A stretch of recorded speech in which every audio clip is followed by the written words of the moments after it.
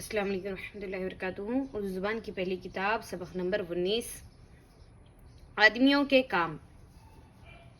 ایک جگہ بستی بسا کر رہنے سے آدمیوں کے کام خوب چلتے ہیں اور سب کو آرام پہنچتا ہے۔ کسان کھیتی کرتا ہے، کھیتی سے کھانے پینے کی چیزیں پیدا ہوتی ہیں۔ جولاہا کپڑا بنتا ہے، راج اور مزدور مکان بناتے ہیں۔ چمار چمڑا کماتے اور جوتے بناتے ہیں۔ درزی کپڑے سیتا ہے، لوہار اور بڑھائی اوزار گھڑتے اور بہت سی کام کی چیزیں تیار کرتے ہیں۔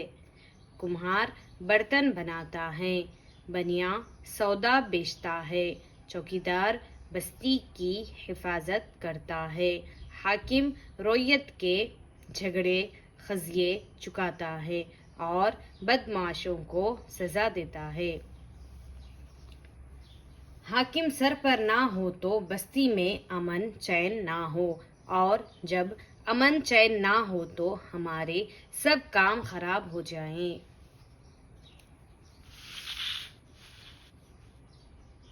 سبق نمبر 20 وقت۔ وقت بھی عجیب چیز ہے، بہتے دریا کے مانند چپ چاپ چلا جاتا ہے۔ جو گھڑی جاتی ہے واپس نہیں آتی، گیا وقت پھر ہاتھ آتا نہیں۔